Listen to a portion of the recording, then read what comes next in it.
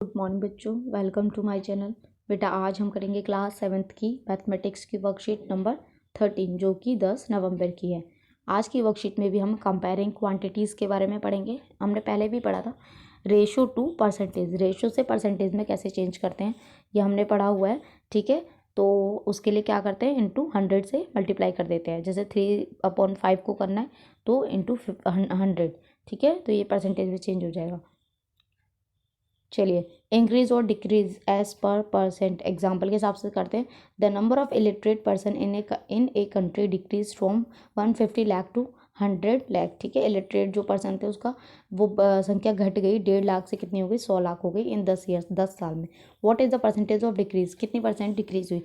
तो हम कैसे निकालेंगे, जो ओरिजिनल अमाउंट थी वो is equal to the number of illiterate person initially is equal to 150 lakh थी। उसके बाद डिक्रीज कितनी हुई, 1.5 लाख से 100 लाख हो गई, तो यानी कि 50 लाख कम हो गई। परसेंटेज निकालने के लिए क्या करते हैं, नीचे जो ओरिजिनल अमाउंट होती है वो लिखते हैं। ओरिजिनल कितना था, पहले 150 था, और डिक्रीज कितनी हुई, अमाउंट इन चेंज, चेंज का मतलब इंक्रीज हुई या डिक्रीज हुई। यहाँ डिक्रीज हो रही है, कितनी डिक्रीज हो रही है, 50 लाख, तो हम ऊपर 50 लिखेंगे इंटू 100%। इसको जब सॉल्व करेंगे तो आपका आंसर ये आएगा। ठीक है, अब बाइंग और सेलिंग। बाइंग आपको पता है, कुछ चीज़ जब सामान खरीदते हैं, सेलिंग मतलब जो सेल करते हैं। ठीक है, तो इसमें आप 2-3 चीज़ें जो आपको पता होनी चाहिए। Cost price, the buying price by shopkeeper is known as cost price. दुकानदार जिस रेट पे सामान खरीदता है, जहाँ से लेकर आता है, उसको कहते हैं कॉस्ट प्राइस। और दुकानदार जिस प्राइस पे आपको सामान बेचता है, जिस प्राइस पे आप सामान खरीदते हो, उसको कहते हैं सेलिंग प्राइस। ठीक है, ये 2-3 चीज़ें आपको पता होनी चाहिए। अब प्रॉफिट और लॉस क्या होता है ये देखिए।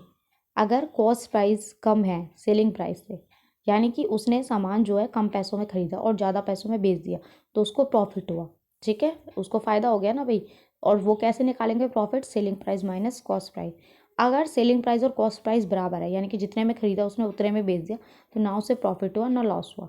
अगर कॉस्ट प्राइस बड़ा है सेलिंग प्राइस से, यानी कि जितने में उसने सामान खरीदा वो उसने ज़्यादा में खरीदा और कम में बेच दिया, तो उसको लॉस हो गया। लॉस कैसे निकालेंगे, जितने में उसने खरीदा उसमें से बेचने वाले को माइनस कर देंगे। ठीक है, अब यहाँ देखिए राइट प्रॉफिट और लॉस, ये आप खुद कर सकते हैं। एक फ्लावर वास खरीदा गया कितने में, 120 रुपये में, और उसको बेच दिया 108 में, तो क्या हुआ, प्रॉफिट हुआ लॉस हुआ। उसने 120 में खरीदा और 108 में बेचा, तो उसे हुआ बेटा लॉस। ठीक है, लॉस।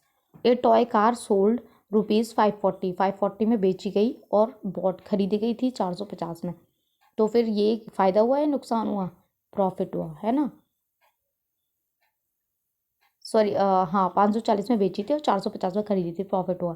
ये साइकिल बॉट 4 रुपीज़ 1000 में उसने खरीदी, लाई गई, और वो बेची कितने की थी, 1000 में, तो क्या प्रॉफिट हुआ लॉस हुआ, कुछ भी नहीं हुआ। ठीक है, तो आप लिख देंगे नथिंग। चलिए, अब हम करते हैं प्रॉफिट और लॉस परसेंटेज कैसे निकालते हैं। Cost of an item is 50 rupees का कॉस्ट प्राइस है, और लॉस परसेंटेज है 12%। तो आपको सेलिंग प्राइस निकालना है। कैसे निकालेंगे, पहले कॉस्ट प्राइस लिख दिया, लॉस परसेंटेज हमें 12 है। सेलिंग प्राइस कैसे निकलता है, कॉस्ट प्राइस माइनस लॉस, अभी मैंने ऊपर बताया। तो आपको सबसे पहले हमें निकालना पड़ेगा loss of 15% of the selling price. Selling price पे निकलता है लॉस, और प्रॉफिट सब सेलिंग कॉस्ट प्राइस पे निकलता है। ठीक है, तो 12% ऑफ कॉस्ट प्राइस कितना है, 50। अब जब आप इसका 12% परसेंट को हटा के नीचे 100 लगाते हैं, मैंने लास्ट वर्कशीट पे बताया था, इंटू ऑफ की जगह क्या लगाते हैं, इंटू और 50। जब आप इसको सॉल्व करेंगे 6 रुपये, यानी कि इसको कितने रुपये का लॉस हुआ, 6 रुपये का लॉस हुआ। ठीक है, तो सेलिंग प्राइस कैसे निकलता है, cost price minus loss. Cost price हमारा कितना है, 50 माइनस 6, तो आपका कॉस्ट प्राइस हो गया, सेलिंग प्राइस हो गया 44। ठीक है, यानी कि उसने 50 रुपये में सामान खरीदा और कितने में बेच दिया, 44 में बेच दिया, तो उसको लॉस हुआ ना 6 रुपये का। ऐसे ये सेकंड है कि राशिद ने एक टीवी खरीदा 9000 रुपीज़ में, 2 साल बाद उसने उसको बेच दिया 6000 में।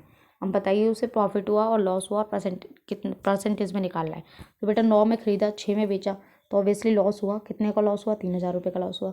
ये देखिए cost price minus selling price निकालेंगे, लॉस हुआ है, तो 9000 में से 6000 माइनस करेंगे, 3000। जब भी परसेंटेज निकालते हैं, लॉस परसेंटेज या प्रॉफिट परसेंटेज, नीचे हमेशा सीपी होता है इंटू 100%, और ऊपर लॉस या प्रॉफिट जो भी होता है वो लिखा जाता है। यहाँ 3000 का हो रहा है, 3000 इंटू कॉस्ट प्राइस हमारा कितना है, 9000 इंटू 100, तो ये आपका आंसर आएगा। ठीक है, इसको आप उसमें भी लिख सकते हैं डेसिमल में, ऐसा कुछ नहीं है। चलिए practice questions. Item was sold for ₹540, यानी कि इसका सेलिंग प्राइस कितना है 540 और प्रॉफिट कितना हुआ है उस पर 5% हुआ। तो आपको कॉस्ट प्राइस बताना है कि उसने उसे कितने पैसे में ख़रीदा, ये आपको दिया हुआ है। चलिए पहले हम सेलिंग प्राइस, पहले उसका प्रॉफिट निकालेंगे। तो 550 40 रुपये पे, ये देखिए प्रॉफिट निकालेंगे, 5% प्रॉफिट हुआ है। तो पहले हम 540 का 5% निकालेंगे, ठीक है। यहाँ से जब आप सॉल्व करोगे, आप काटोगे तो आपका आंसर आएगा 27। उसने 27 रुपये का प्रॉफिट हुआ है, ठीक है। तो अभी ये फॉर्मूला ऊपर दिया हो, selling price is equal to cost price plus profit. Selling price हमारा 540 है, कॉस्ट प्राइस हमें निकालना है और प्रॉफिट हमारा निकल आया है 27 रुपये, ठीक है। इस 27 को इधर लेके जाएंगे, माइनस हो जाएगा। तो 540 में से 27 माइनस करेंगे तो आपका आंसर आएगा 513, यानी कि इसकी कॉस्ट प्राइस क्या थी 513। उसने कितने में खरीदा था वो 513 रुपये में। ऐसे सेकंड क्वेश्चन है, ए शॉपकीपर बॉट ए चेयर, उसने चेयर 375 रुपये में लाया और उसने 400 रुपये में बेच दी, यानी कि ये इसका कॉस्ट प्राइस है और ये इसका सेलिंग प्राइस है। फाइंड द गेन परसेंटेज, पहले हम गेन निकालेंगे। गेन का मतलब ही बेटा प्रॉफिट होता है, ठीक है। प्रॉफिट कितने का हुआ पहले वो निकालेंगे। 400 में उसने बेची और 375 में उसने खरीदी थी, तो माइनस करके पहले हम प्रॉफिट निकाल लेते हैं, फिर परसेंटेज निकल जाएगा आराम से।